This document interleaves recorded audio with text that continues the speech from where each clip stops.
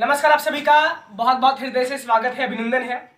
आप सबके जहन में सवाल चल रहा है कि सत्र हमारा बहुत तेज आगे चल रहा है, लेकिन छात्रावास का आवंटन कब तक होगा ये अभी किसी को जानकारी नहीं है।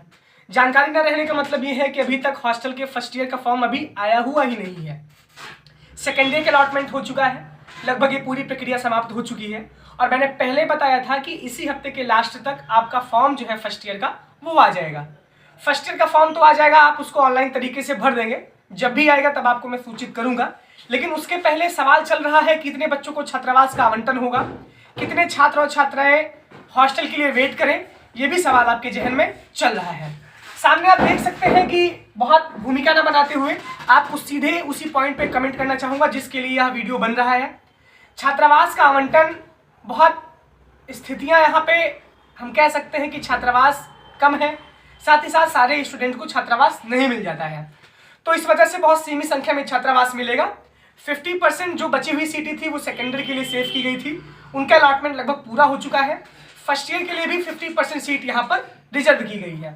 इसी बीच में चुनौतियां ये रहती हैं कि फर्स्ट ईयर वाले छात्र बहुत सारे कोर्सेज के रहते हैं, बीए के रहते हैं, बीएससी के रहते हैं, बीकॉम के रहते हैं, प्रोफेशनल कोर्सेज के रहते हैं और पीजी के स्टूडेंट रहते हैं। तो इस वजह से कुल मिला के लगभग 1000 सीटें जो कि फर्स्ट ईयर वालों के लिए रिजर्व की गई हैं। इसी 1000 सीट में हर एक कोर्स के विद्यार्थियों को किसी तरीके से इनको एडजस्ट करना है। इसमें लड़कियां भी रहेंगी और इसमें लड़के भी रहेंगे। तो मैं मोटे मोटे तौर पे बात करना चाहूंगा कि बीए के कोर्स का, क्योंकि उसके हिसाब से आप लोग अपना रेशियो लगा लीजिएगा। मान लीजिए कि बीए में, देखिए पीजी की बात मैं करना चाहूंगा, क्योंकि पीजी में कुल मिलाकर के 100 लगभग लड़कियों को और 200 लगभग लड़कों को हॉस्टल का अलॉटमेंट हुआ, यानी 300 सीटें पीजी के लिए।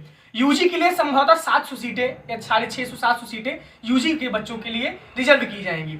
इसी 600-700 सीट में कम से कम 350-400 की संख्या रहेगी बीए वालों की, जिसमें लड़के और लड़कियां दोनों रहेंगे। बीएससी वालों भी कम से कम 100 विद्यार्थी बीएससी बायो, बीएससी मैथ के रहेंगे।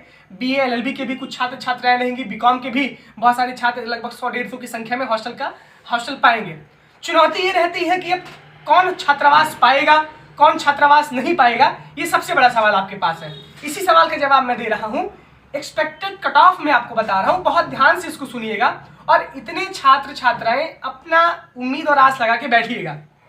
पहली बात यह है, सभी कोर्सेज को जो फर्स्ट कट ऑफ के स्टूडेंट हैं वो एकदम से निश्चिंत रहिए। जो पहली कट ऑफ में अपना दाखिला लिए हैं, चाहे वो जिस कैटेगरी के हों, जनरल वालों के लिए चुनौतियां ज़्यादा रहती हैं क्योंकि उनकी ऑल कैटेगरी में काउंसलिंग होती है।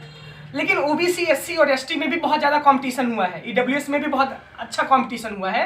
तो पहली कट ऑफ के बच्चे अपने आप को बहुत सेफ महसूस करें। यानी कि मैंने यहाँ दिखा है कि गर्ल्स के लिए अलग लिस्ट आती है, बॉयज के लिए अलग लिस्ट आती है। और इस बार आपको पता होगा इलाहाबाद विश्वविद्यालय में 80% और 20% का रेशियो है, यानी लगभग 20% लड़कियां आई हैं और लगभग 80% स्टूडेंट्स यानी लड़के आए हैं। ये आप कक्षाओं में भी जाके देख सकते हैं। तो लड़कों के लिए चुनौतियां बहुत ज़्यादा हैं। मान लीजिए कि जैसे कि लड़कों का कट ऑफ 200 गया, तो लड़कियों को कट ऑफ 180-170 के आसपास रहने की पूरी संभावना है। इस बार भी हमने देखा है कि जो बॉयज का कट ऑफ है बहुत हाई गया है, गर्ल्स का कट ऑफ उसके अपेक्षा थोड़ा नीचे गया है। तो सबसे पहले बात करूंगा मैं बीए के कोर्स का। बीकॉम और बीएससी वाले आसानी से ऐसे समझ सकते हैं, लॉजिक अपने आप से लगा सकते हैं। लेकिन पहली कट ऑफ के स्टूडेंट हर एक कोर्स में अपने आप को छात्रावास के लिए सेफ महसूस करें। सबसे बड़ा सवाल ये रहता है कि हम छात्रावास का फॉर्म भरते समय अपने एडमिशन फॉर्म में यस और नो कर दिए हैं, तो इसका कोई मतलब नहीं है। छात्रावास का फॉर्म इलाहाबाद विश्वविद्यालय की वेबसाइट पर बहुत ही जल्द अपलोड किया जाएगा। आप उसको निःशुल्क भरेंगे तो आपके छात्रावास का आवंटन एकदम नए सिरे से होगा। पहले ये प्रक्रिया दूसरी थी। कट ऑफ की बात कर रहा हूँ कि बीए के जो बॉयज हैं, यानी कि जो बीए के लड़के हैं, जनरल कैटेगरी के यहाँ पे फर्स्ट और सेकंड कट ऑफ मैंने लिखा है, लेकिन सेकंड कट ऑफ यहाँ से हटा दिया जाना चाहिए क्योंकि पहली कट ऑफ में बीए के 497 स्टूडेंट ने अपना दाखिला लिया है। 497 लड़कों ने 210 नंबर से ऊपर प्राप्त किया है। तो जनरल कैटेगरी के जो पहली कट ऑफ में एडमिशन लिए हैं, सिर्फ वही छात्राएं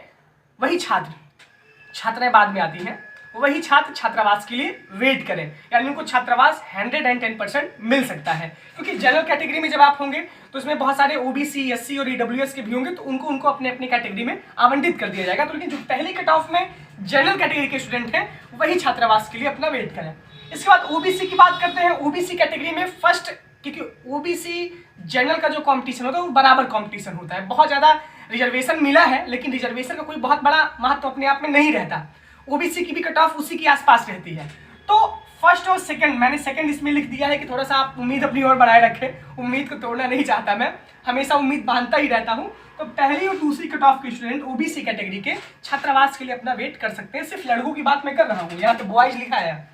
एससी कैटेगरी के जो विद्यार्थी हैं, देखिए पहली कट ऑफ में 497, दूसरी कट ऑफ में लगभग 450 स्टूडेंट ने अपना दाखिला लिया, 457 ने दाखिला लिया था, और तीसरी कट ऑफ में लगभग 350 विद्यार्थियों ने अपने दाखिला इलाहाबाद विश्वविद्यालय के मेन कैंपस में लिया था। अगर तीनों को मिला लिया जाए लगभग 1300 दाखिले 3 दिन के अंदर 1400 दाखिले हो गए थे।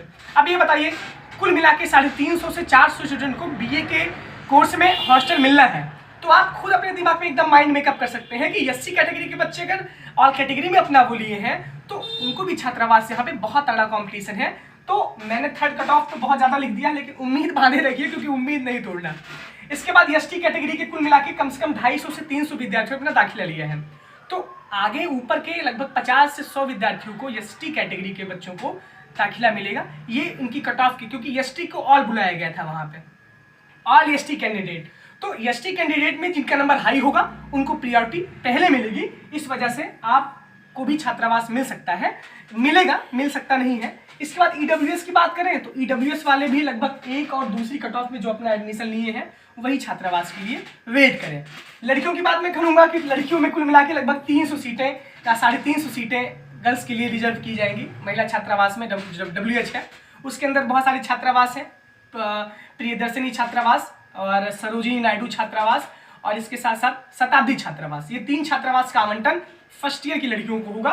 तो इसमें कौन कौन सा हो सकता है? इसमें हो सकता है कि जो जनरल कैंडिडेट हैं वो थर्ड कट ऑफ तक जिन लड़कियों ने अपना एडमिशन लिया है, यानी कि जो 210 नंबर के ऊपर 200 नंबर के ऊपर जितनी लड़कियां पाई थी उनका एडमिशन मतलब हो सकता है 194 के ऊपर, क्योंकि पहला कट ऑफ 210 था, दूसरा कट ऑफ शायद 200 था, तीसरा 194 था।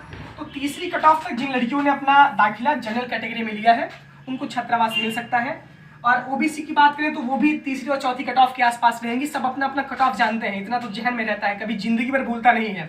मेरा एडमिशन चौथी कट ऑफ में होता, मैं जीवन भर नहीं भूल पाया हूँ। अगर आप भूल जाएंगे तो आपसे ज़्यादा अब क्या ही बोला जाए। तो याद रखिएगा, क्योंकि इलाहाबाद विश्वविद्यालय में दाखिला आप पाए हैं तो बहुत ज़्यादा आप इसके विषय में सोचे होंगे। और एससी कैटेगरी के जो लड़कियां हैं वो 5th और 6th कट ऑफ में जिनका एडमिशन हुआ था उनको छात्रावास मिल सकता है। और एसटी की बात ऐसे, और 4th और 5th में ईडब्ल्यूएस वालों की बात मैं कर रहा हूँ। तो कुल मिला के ये जानिए कि जो लड़कियां हैं वो थोड़ा सा अपने आप की उम्मीदें बांधे रखें, क्योंकि लड़कियों की संख्या लड़कों की अपेक्षा बहुत कम है। तो आपको भी मैक्सिमम छात्रावास का आवंटन होगा। छात्रावास के लिए बिल्कुल परेशान ना होइए, जिनको छात्रावास मिल जा रहा है वो आराम से छात्रावास ले सकते हैं। कोई भी रैगिंग की कोई समस्या है नहीं इलाहाबाद विश्वविद्यालय में। हल्की फुल्की चीज़ें होती हैं, वो एक कल्चर है। अगर आप आएंगे यहाँ पर तो बिल्कुल स्वाभाविक सी बात है, आपके सीनियर्स आपको मिलेंगे, आपके भी जूनियर्स आएंगे, क्योंकि आप भी आगे चल के सीनियर का दर्जा प्राप्त करेंगे। तो वो कल्चर होता है, उसको हल्का सा एंजॉय करना है, बहुत दिमाग पे प्रेशर नहीं लेकर आना है। बीएससी वाले स्टूडेंट, बीकॉम वाले स्टूडेंट और बीएलएलबी वाले ऐसे अपने आप को जो है वो भी बहुत आसानी से चीज़ों को समझ सकते हैं। पीजी के स्टूडेंट के लिए बताना चाहूँगा कि एक डिपार्टमेंट में जरूरी नहीं है कि छात्रावास मिल ही जाए। 3 से 4 स्टूडेंट को छात्रावास मिलेगा सिर्फ एक डिपार्टमेंट से। मान लीजिए जिसका फिलॉसफी है तो फिलॉसफी के जो टॉप 2-3 स्कॉलर्स होंगे उनको छात्रावास मिलेगा, एकदम कन्फर्म आप जान लीजिए। इस तरीके से जरूरी नहीं कि जो टॉप किया उसको भी पीजी में हॉस्टल मिल जाए। तो बीए वाले, बीएससी वाले, बीकॉम वाले, बीएलएलबी वाले बहुत परेशान ना हो। छात्रावास का जब फॉर्म आएगा तब आपको बता दिया जाएगा। खैर, इतनी उम्मीदें आप बांधे रखिए, बाकी उम्मीद तो हम लगातार दिलवाते रहते हैं। और कहना चाहूँगा खूब जम लगा के, खूब मन लगा के मेहनत करिए। आप लोग जितना मेहनत करेंगे उतनी ज़्यादा अच्छे पोटेंशियल आपके पास बहुत है। बहुत बहुत धन्यवाद आपका, बहुत बहुत आभार, शुक्रिया।